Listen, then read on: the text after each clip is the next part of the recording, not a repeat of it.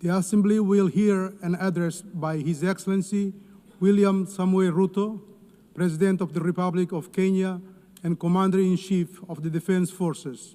I request protocol to escort His Excellency and invite him to address the Assembly.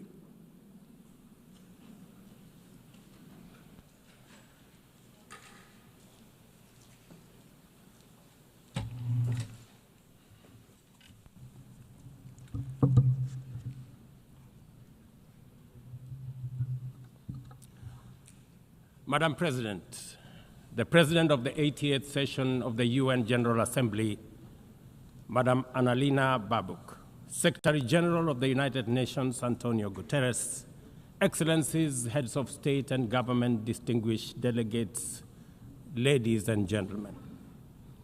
I congratulate you, Madam President, on your election to preside over the 80th session of the UN General Assembly.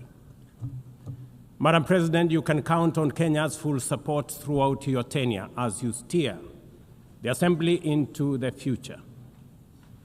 Ladies and gentlemen, 8 years ago, in the aftermath of the unprecedented global destruction and devastating war, the international community came together in hope. They created this organization, the United Nations, as a shield against the horrors of war, as a platform for dialogue, and as a bridge to a better, fairer, more secure global community. What is often forgotten or not mentioned today is that the United Nations grew out of the failure of the League of Nations that existed between 1919 and 1945. The League of Nations did not collapse for lack of good intentions or noble objectives. Formed at the end of the First World War and as part of the Treaty of Versailles, it was humanity's first attempt to build a permanent international organization to stop aggression and war and bring nations together. Its ambitions were to achieve collective global security, disarmament, peaceful dispute resolution, and cooperation on humanitarian and social issues. Despite these ideals, the League of Nations failed. The United States never joined, other great powers came and went, and without enforcement authority, its condemnation carried little weight. When Japan invaded Manchuria, when Italy marched into Ethiopia, and when Hitler openly defied its rules, the League stood by, helpless and powerless. By the late 1930s, its credibility had collapsed, and with the outbreak of the World War II, it was rendered irrelevant. Madam President, this history is both a lesson and a warning. Institutions rarely fail because they lack vision or ideals. More often, they drift into irrelevance when they do not adapt, when they hesitate to act, and when they lose legitimacy. To remain relevant, institutions must be reimagined, must be reformed, renewed, and aligned with emerging realities. 8 decades ago, the founders of the UN sought to correct the failures of the League of Nations by creating a stronger, more inclusive organization anchored in the principles of, and I quote, "We the people of the United Nations, determined to save succeeding generations from the scourge of war," end of quote. Today, we are gathered for the UN at 80. The question is unavoidable. Is the United Nations relevant to the demands of our time? Can it continue to serve humanity in the face of current realities? Or has it become a relic of a bygone era? Madam President, Excellencies, we meet against a grim global backdrop. Conflict rages in Eastern Europe, the Middle East, the Sahel, the Horn of Africa, and beyond.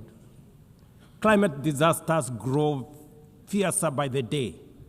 Inequality deepens, pandemics loom, and technological disruptions outpaces governance. Instead of trust, mistrust is spreading. Instead of solidarity, fragmentation is taking root. In place of hope, anxiety fills our global community. We are living, to borrow from the words of the founders of this institution, not in larger freedom, but in growing uncertainty. At this moment of turbulence, when we most need a strong United Nations, the organization faces its deepest crisis in credibility and capacity. Funding cuts have paralyzed its operations. Bureaucracy has slowed its response. The Security Council remains frozen in the post-war structures of 1945, unable to act inclusively, with fairness, and with speed. Ladies and gentlemen, I can, however, state with absolute conviction that the United Nations has been one of humanity's greatest achievements. For 8 decades, it has held back the specter of global war, calmed conflicts from Cambodia to Liberia, and stood guard in some of the world's most dangerous places through the courage of its peacemakers and peacekeepers. Few institutions in humanity's history can claim such a legacy. The United Nations has stood at the front lines of humanitarian crisis, from famine relief in the Horn of Africa to emergency shelter for millions of Syrian and Ukrainian refugees. It was at the forefront in the eradication of smallpox, coordinated global responses to HIV and AIDS, Ebola, and COVID-19, and continues to champion universal vaccination. Its agencies have advanced women's rights, protected children, safeguarded refugees, and set global norms on everything from disarmament to climate action. The UN Sustainable Development Goals remain a shared blueprint for human progress. These are achievements no nation could have achieved alone, however rich, however great, or however powerful. And yet, every institution, no matter how noble its origins or impactful its legacy, must adapt to changing times or slide into irrelevance.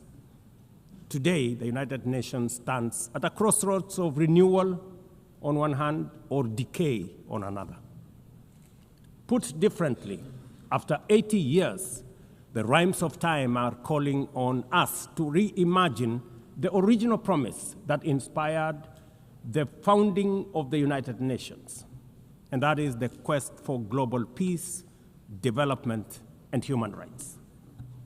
But this call must now be answered in a global context that is profoundly different from the post-war era in which the UN was conceived then. We would be denying the cold, hard truth if we say that the United Nations is delivering as it should. On peace and security, its voice is too often drowned by the rivalries of great powers, while some nations simply ignore its resolutions and do as they please. Too often, the UN's blue helmet, once a symbol of moral authority, no longer commands the same respect.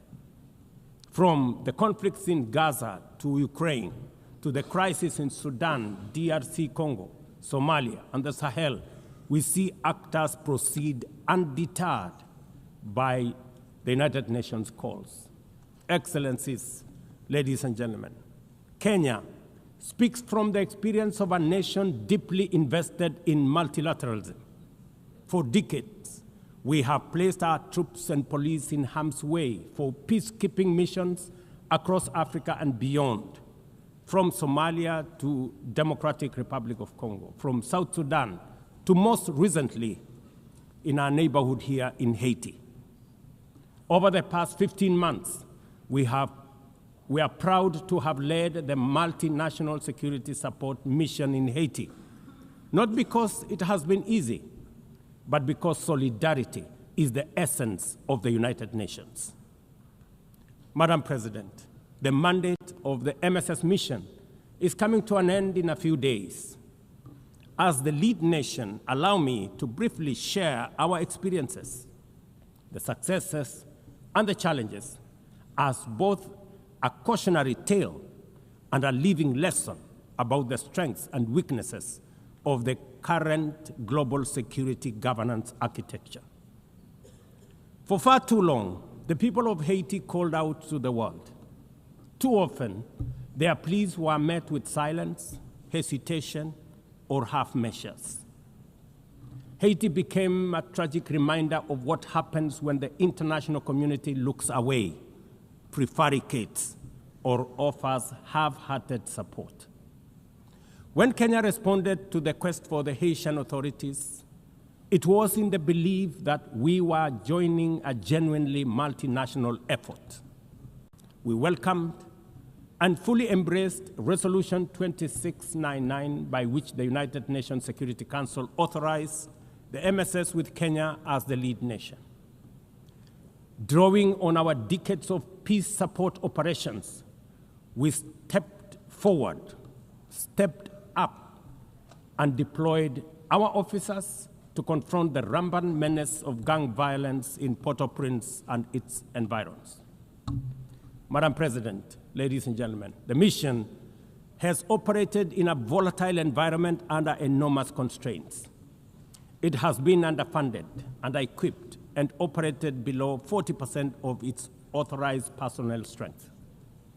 Our police officers have valiantly shouldered responsibilities without the full logistical support that would accompany any mission sanctioned by the United Nations. Despite these challenges, and against all odds, the MSS has delivered results many thought were impossible. The presidential palace, once under siege from gangs, is today restored as the seat of government. The police headquarters and the police training center, once overrun by gangs, are now secure, with the academy resuming the training of new police officers, over 700 of whom graduated a few months ago. Schools that have been shattered by violence have reopened, with children back in class, learning and progressing. Roads once manned or blocked by gangs have now free-flowing traffic. Cases of kidnapping and extortion have reduced sharply. The airport and the seaport, once surrounded by gangs, are now abuzz with normal operations. Which begs the question, if so much could be achieved with limited resources and stretched personnel within just 15 months, what more could have been accomplished if the United Nations fraternity had truly acted together in solidarity with the people of Haiti? From this podium, I wish to assure all partners and actors that with the right personnel, adequate resources, appropriate equipment, and necessary logistics, Haiti's security can be restored. Gangs can be neutralized and the safety of streets, schools, hospitals, and homes secured. The continued harassment, abductions, and criminal acts undermining the lives of Haitians are unacceptable, unjustifiable, and must be stopped by this organization, the United Nations. Madam President,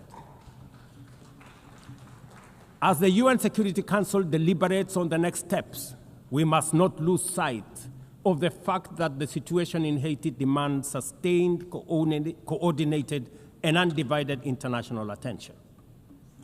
A careful and orderly transition from MSS is essential to consolidate the hard-won gains so far achieved. I urge the Security Council and all partners to remain steadfast in ensuring that Haiti moves forward on a path of peace, stability, and renewal. Ladies and gentlemen, on human rights, our principle is clear and unwavering. The protection of civilians and respect for humanitarian law cannot be applied selectively. We cannot condemn suffering in one place and turn a blind eye in another. Kenya, is gravely concerned by the humanitarian catastrophe in Gaza and by the immense suffering of civilians caught in the devastation of disproportionate military operations. At the same time, we call for the unconditional release of Israeli hostages. In line with the African Union and United Nations resolutions, we also call for a permanent ceasefire, for strict adherence to international humanitarian law, and for the launch of a credible political process.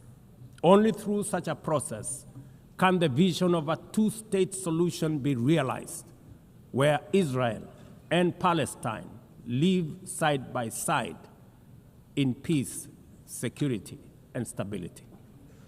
Kenya is equally deeply troubled by the worsening humanitarian situation in Sudan, where innocent citizens are caught in the crossfire of a needless war. We fully endorse the Quad, comprising Egypt, Saudi Arabia, the United Arab Emirates, and the United States, in affirming that there cannot be a military solution and that only political dialogue offers a viable path forward. We join the Quad in urging all parties, including SAF, RSF, and the external actors, to respect Sudan's sovereignty, unity, and territorial integrity, and firmly reject any attempts to divide the country, reaffirming our unwavering support for a unified Sudan for the benefit of all its people. Excellencies, distinguished delegates, those who look to the future with a clear vision know that climate change is not only the single greatest threat of our age, but also one of the greatest transformation opportunities of our time. The global stocktake has made it plain that the world is off track. Current national determined contributions are steering us towards temperature rises far beyond any safe threshold. This is the difference between survival on one hand and devastation for millions across the world on the other. Kenya and Africa are not passive victims of this crisis. We are taking bold steps showing that climate action is not only possible, but can also be the foundation for inclusive growth. We are building a climate-resilient society by embedding adaptation into every sector, from agriculture and energy to infrastructure and livelihoods, to sustainable mining and artificial intelligence. This ambition is visible on the ground. Today, 93% of Kenya's electricity comes from renewable sources: geothermal, wind, solar, and hydro. We are expanding investments in e-mobility, climate-smart agriculture, clean cooking solutions, and green manufacturing. We are also pioneering nature-compatible solutions such as sustainable waste management and circular economy interventions. Africa, too, is uniting its voice. In 2023, in Nairobi, we hosted the inaugural Africa Climate Summit, where the continent adopted the Nairobi Declaration on Climate Action and Call to Action. Just 2 weeks ago, in Addis Ababa, Africa came together once more at the second Africa Climate Summit to reaffirm our commitment and strengthen our ambition for climate-positive growth.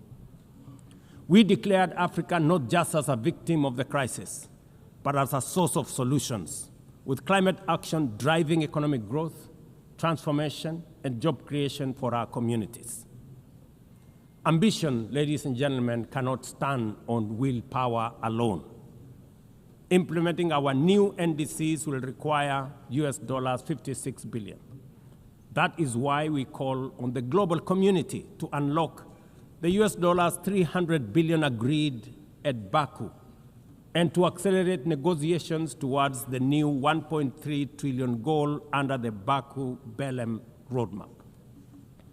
Without affordable finance and without reform of the international financial architecture, the promise of climate action in Africa will remain constrained. Madam President, in the aftermath of World War II, the Bretton Woods institutions were created to stabilize the global economy and rebuild war-torn Europe. At that time, their design reflected the power and interest of the victorious nations, who were also their primary shareholders and beneficiaries. The IMF was tasked with upholding the gold standard exchange rate system, while the World Bank was established to finance Europe's reconstruction. Both have since evolved into development finance institutions, but their structures, decision-making, and governance remains dominated by wealthy nations. Today, the global context is vastly different. The global standard collapsed 5 decades ago, and Europe has long since been rebuilt. Yet, the governance of these institutions has not kept pace with needs of a multipolar world, especially the needs of poor and developing nations. The mismatch between shareholders and stakeholders has become starkly visible. For instance, during the IMF's recent allocation of special drawing rights, 64% went to wealthy nations. Just imagine, 64%. With little need for liquidity support. They didn't need the money anyway, but they got 64%. While the poorer countries received just 2.4%. What a disconnect. The imbalance highlights how the very institutions meant to safeguard global finance stability often perpetuate inequality and instability. I have argued, and I say it again, that the current global financial architecture punishes poor countries with high interest rates and enormous conditionalities while rewarding rich nations with lower interest rates and softer lending rates. Its rules, priorities, and allocation mechanisms consistently favor those already prosperous, while trapping vulnerable economies in cycles of debt, high borrowing costs, and inadequate access to emergency support and concessional funding. It is imperative to transform these institutions into genuinely independent, apolitical global bodies that their operations are aligned with their global mandate. Such a shift would democratize decision-making, restore credibility, and allow the IMF and the World Bank to serve all countries fairly rather than reinforcing old hierarchies. But Africa is not merely waiting for external prescriptions. We are taking bold and deliberate steps to strengthen our financial independence, safeguard our stability, and accelerate our development. Kenya, for instance, fully endorses the establishment of the Alliance of African Multilateral Financial Institutions, launched with the Africa Union in February 2024.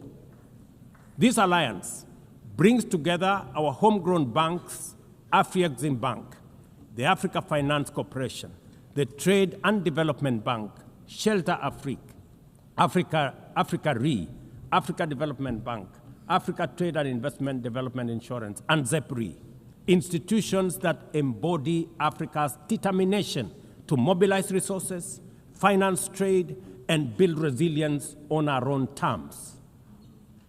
At the same time, the Africa Union is championing 3 transformative institutions: the Africa Central Bank, which will issue a single currency and free our trade from dependence on foreign money; the Africa Monetary Fund, positioned to stabilize our economies and give us true financial sovereignty; and the Africa Investment Bank, designed to mobilize resources for infrastructure, industrialization, and integration that Africa needs to rise. And to complete this vision, the Africa Credit Rating Agency, one that understands our realities, values our uniqueness, and tells our story with fairness and truth, has already been established. Excellencies, as we mark the 80th anniversary of the United Nations, Africa also marks 20 years since the Ezulwini Consensus and the Sirte Declaration, the two historic milestones that establishes the common African position on UN Security Council reforms. For 2 decades, Africa has spoken in one voice, demanding justice, equity, and representation in the highest organ of global governance. This demand, however, continues to be ignored, deferred, or endlessly debated to the detriment of both Africa and the legitimacy of the United Nations itself. You cannot claim to be the United Nations while disregarding the voice of 54 nations. It is not possible. Africa is no longer willing to wait on the margins of global governance while decisions about peace, security, and development are made without our understanding, without our perspectives, and without our voice. Africa's exclusion is not only unacceptable, unfair, and grossly unjust, it also undermines the very credibility of the United Nations, this organization. Africa dominates most of the Security Council agenda, provides some of the largest contingents of UN peacekeeping forces, and bears the heaviest costs of instability. Yet we remain the only continent without a permanent seat at the main table where decisions about our destiny are made. Africa deserves, ladies and gentlemen, at the very least, 2 permanent seats with full rights, including the right to veto, and 2 additional non-permanent seats on the United Nations Security Council. The world must understand that reforming the Security Council is not a favor to Africa or to anybody. It is a necessity for the United Nations' own survival. If the United Nations is to remain relevant in this century, it must reflect today's realities, not the post-war power arrangements of 1945. Madam President, despite the stated and evident weaknesses of the United Nations, it still remains humanity's best chance at global solidarity. No other institution has the universal legitimacy or convening power of the UN. From coordinating humanitarian relief in times of war and disaster, to mobilizing the global response to COVID-19, to driving consensus on climate change through the Paris Agreement, the UN has consistently shown that the world can achieve together what no nation can accomplish on its own, however mighty or great or powerful. As Doug Hammarskjöld, the UN's Second Secretary General, once observed, and I quote, "The United Nations was not created to take humanity to heaven, but to save it from hell." End of quote. That mission is as urgent today as it was 8 decades ago. At a time when conflicts are multiplying, when climate change threatens every economy, and when inequality is widening, the need for a functioning, credible, effective, and a multilateral system has never been greater. It is through the UN that nations have pooled resources to vaccinate billions of children, to protect refugees from through the work of the UNHCR, and to keep the peace in more than 70 missions across the world. Without the UN, these achievements, modest though they may sometimes seem, would not have been possible. That is why we must resist the temptation to give up on the UN or abandon it. We must make it fit for purpose, reform its structures, strengthen its mandate, and ensure its decisions reflect today's realities rather than the geopolitical map of a bygone era. As one of the hosts of the UN headquarters and the only one in the Global South, Kenya stands ready to do its part to enable the organization to go through this phase of renewal successfully as envisaged by the Secretary General under UN 80 reforms. In conclusion, Madam President, ladies and gentlemen, the 80th anniversary of the United Nations must be more than a commemoration. It must be a turning point for the organization. Let us seize this moment to reimagine and rebuild the UN into a body that commands legitimacy, responds with speed, and delivers justice for all. I thank you, and God bless you. On behalf of the Assembly, I wish to thank the President of the Republic of Kenya and Commander-in-Chief of the Defense Forces.